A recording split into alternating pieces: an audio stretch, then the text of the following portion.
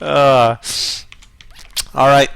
Down here in the bottom left side of Overgrowth LE, we have the Zerg player representing Acer.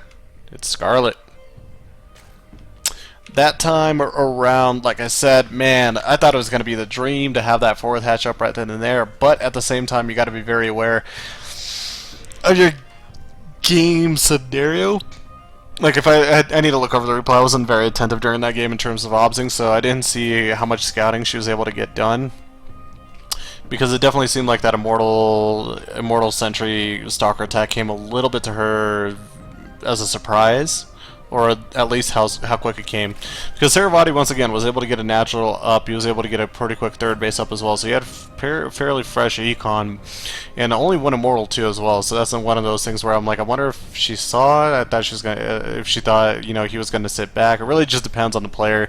But, man, that's the thing, too, as well. If Scarlett had maybe another minute, maybe even 30 seconds, just imagine the influx of units, the roaches, the 1-1 would have been done initially at the start of the fight. So all those little things, they do make a difference. They do make a big difference. But right now you could see she's planning something a little bit cheeky versus her opponent over here at the top right side of the map, representing flip side. We have SaroVati.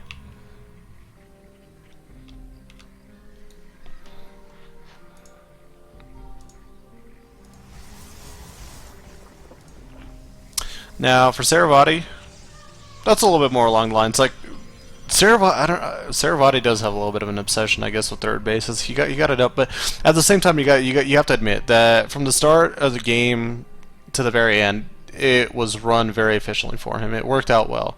He was able to cannon up the natural hatch. He was able to the hatch finished. He was able to actually get the hatchery. He was able to kill a couple drones along the way. He forced a very late third hatch as well, because remember, he blocked the normal third location. So the fourth location was the first hatchery taken as the second hatch of the game for Scarlett. So the delays, I think, were pretty significant in that game. But here we go. SaroVati walking out. He's like, oh crap, there's a hatchery right here. That's all. It was just like, what the hell is this on my feet?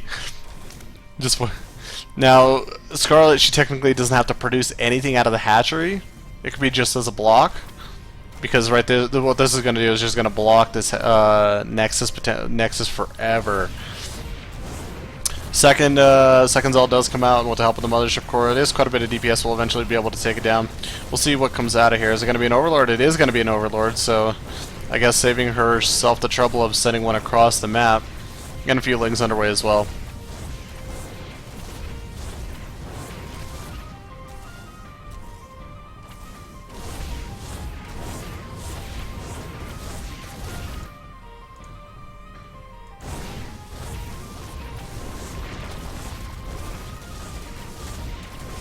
So hatchery does get eventually taken down. Some of the broodlings right there, the dead broodlings, they try to get a zealot. Not going to be able to get it. But once again, the thing right now for SaroVati, he's very blocked. And you can already see he's dropping the robotics base, so we might see very quick immortals out of him, potential. I want to see what he really is thinking about right now. Does he go for an obs? I want to say immortals. I want to say very quick immortals out of him. Now, this is going to take a very long time for this creep to actually clear out. You're going to watch and see it's going to take forever to dissipate, so no chance of a natural coming up anytime soon. Another probably 20 plus seconds before you could even think about it. Scarlett, meanwhile, already has a natural, starting to get it pretty saturated. Has to be feeling pretty good in her position that she got away with it that soon, because usually what happens in those type of scenarios, if a player who's gateway expanding, he usually will double check the natural. This was a big problem on King Sejong for quite a while for a lot of Protoss players, but I mean, it really does just come down to scouting. They usually poke their head out, and if he poked his head out any sooner, he would have increased his all production and chrono boosted them out a little bit sooner.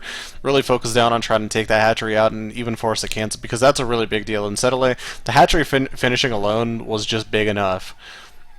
If you can somehow force a cancel, you become in a very good position, because your opponent just wasted resources, sent a drone out across the map. There's a lot more commitment on the Zerg's end to pull it off.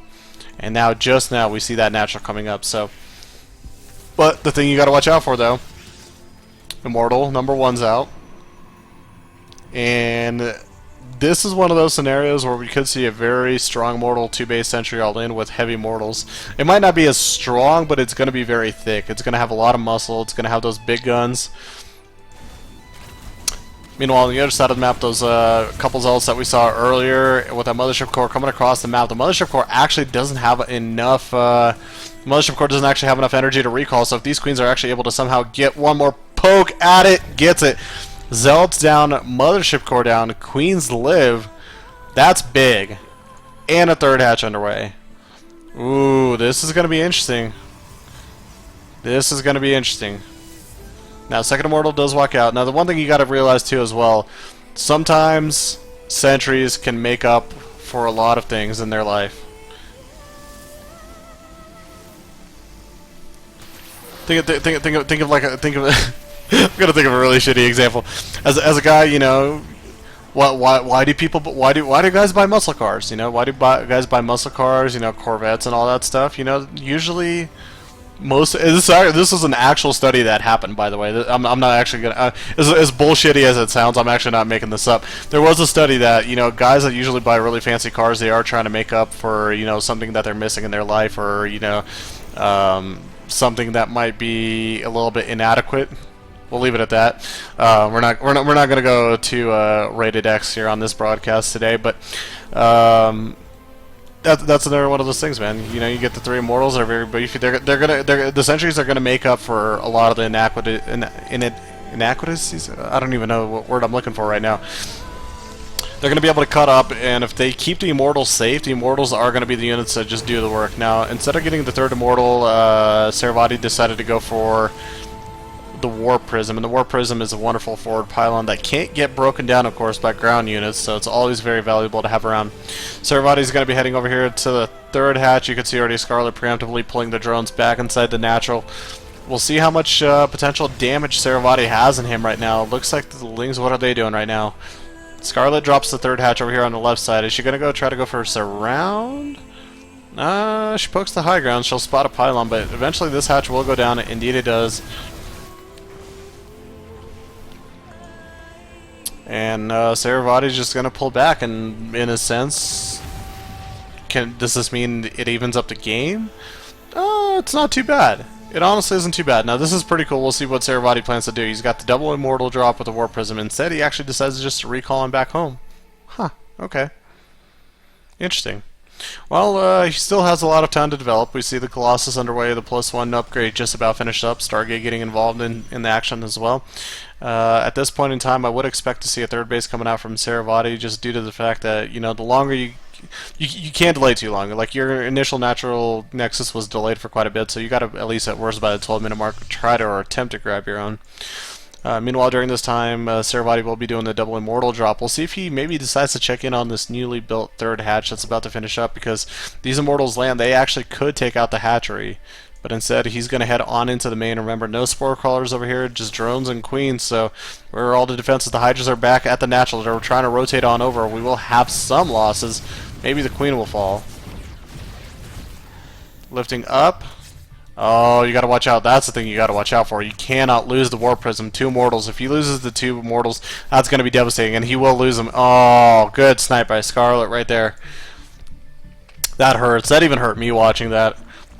Those are just 2 beautiful units to have in a Protoss army, man. I keep talking about it every single broadcast. The Immortals are such useful units to have in the game. Like, you can't underestimate them. Once they start getting the plus upgrades, you get 2-3 of them running around the, you know, under the legs of the Colossus and under the rest of the army. But they will wheel deal. They will pay off for themselves twofold. So 4 more gates underway. Looks like for SaroVati. SaroVati trying to drop the third Nexus, but unfortunately for him, there is a huge flood of Lings over here that's of course going to already get the surround. Cancel has to happen.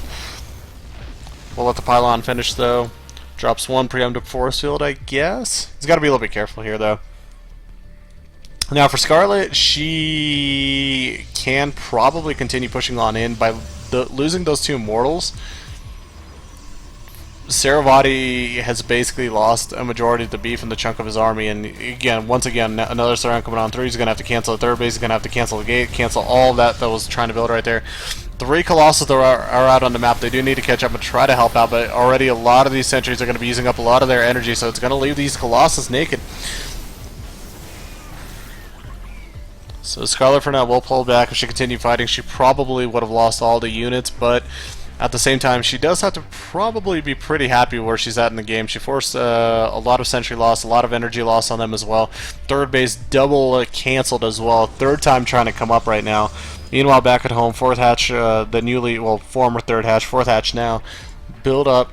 Spire just about done, and +2/+2 about done as well. So she's going to have great upgrades. She's going to have a lot of tech options, and just as we saw game number 1, it looks like she's going to go for more of that Hydra Ling Muta composition, as well as also looks like a few of the roaches within it as well. And I think those roaches were a little bit more just preemptive due to the fact that she saw that there were 3 Colossus, so in case, you know, SaroVati did decide to push across the map, she would have to, you know, she'll have to make it, and she'll have to probably fight it, so...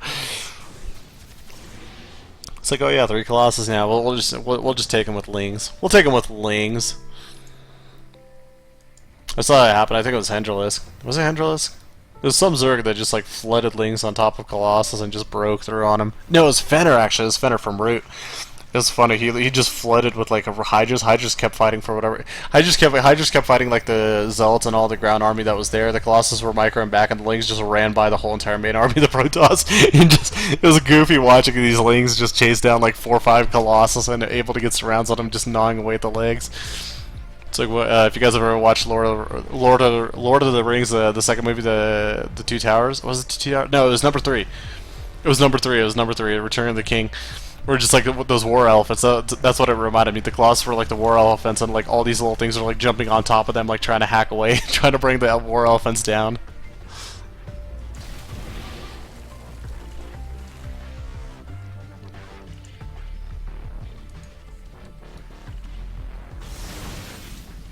No, SaroVati has been able to stabilize. Third base finally up. A little bit oversaturated, or going to be oversaturated over here at the base, but that's just due to the fact that the main's practically mined out. And that's what happens when you get delayed that much. You go from 2 base to 2 base. Now Scarlett, you know, at the same time, she's also been working on her main base pretty well as well. So she's going to be moving from 3 base to 3 base. But I think she's going to be pretty happy. She's going to continue pressing on through. We do have a recall, man. SaroVati tried to fight that. That was just too good of a concave. Every angle, right, left, bottom, and corruptors from the top side as well. The pressure is continuing on in over here. We're going to try to zoom out, try to actually catch all of this. A lot of forces fighting right now.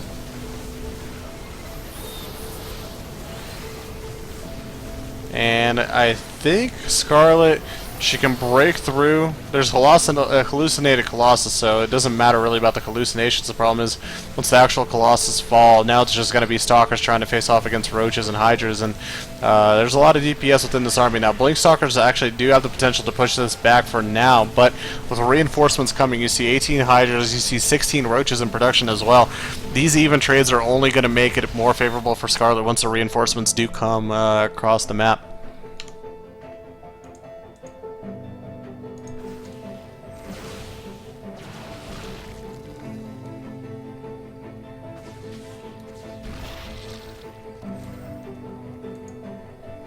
Stalker's gonna head on home. The influx of units is just gonna come on and try to bolt him over. Now, sentries did get warped in. We'll see if SaroVati might have had a chance to chop up this area right here, but at the ramp, we're gonna utilize the 3rd location, and looks like pretty much for the most part, they're all the force fields that he had in him. And now it's just Hydras and Roaches blowing on through. I feel like Scarlett, she's got this. SaroVati desperately trying to do what he possibly can, but that is way too much Zerg might. At that 3rd base, everything just falling down. Pylons, Stalkers, Workers, everything's just getting killed off right now. So, just kind of waiting in on the GG. SaroVati put up a valiant game right there, but already we see the GG well played coming out from him. So, hell of a quarterfinal, man. That's a quarterfinal right there. For a Canadian Championship, that's a quarterfinal. That just shows you the amount of